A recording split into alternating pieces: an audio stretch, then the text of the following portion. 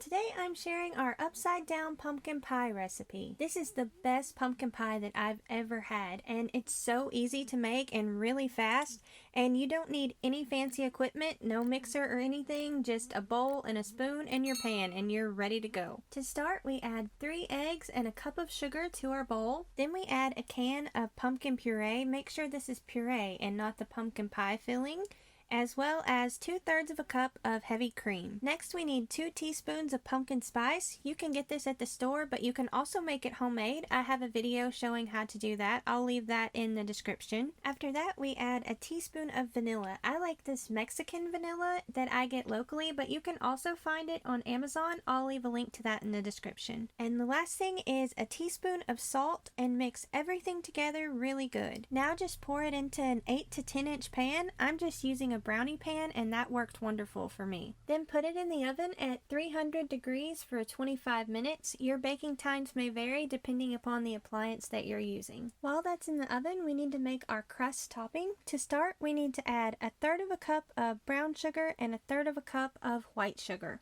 Then we're going to add a teaspoon of pumpkin spice as well as a 1/2 teaspoon of salt. Then we add 1.5 cups of all-purpose flour and mix all that together until it's well incorporated. After that, we're going to add a stick of softened butter. I like to cut mine up a little bit to make it easier to mix in. Now we just need to cut the butter into the flour mixture. What I do is I take my little slices of butter and I kind of mash it in between my fingers in with the flour, and you want to do that until you have a coarse crumble and there's like no bits of flour left. Everything's like a crumbly mixture. I think a lot of people don't like pumpkin pie because they're used to the store-bought pies that are not made to taste good, and they're just made to last on the shelf for a month while they're trying to sell it to you. I was like that. I don't like store-bought pies, and I had tried making a few homemade pies and they were just okay, but this is great. I've already made this several times already just this year, so it's really good. After the pie is cooked, we add the crust topping. I do it this way because the first time I ever made it, I added this to the top and then baked it for the entire time, and the topping became little rocks.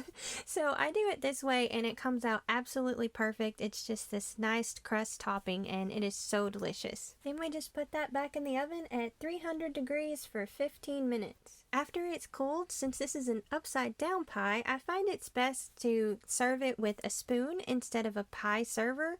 And if you top it with whipped cream, I have a recipe showing how to make stabilized whipped cream. It is the absolute best thing ever. The recipe, as well as all the video links and the link to the blog with the printable recipe, will all be in the description.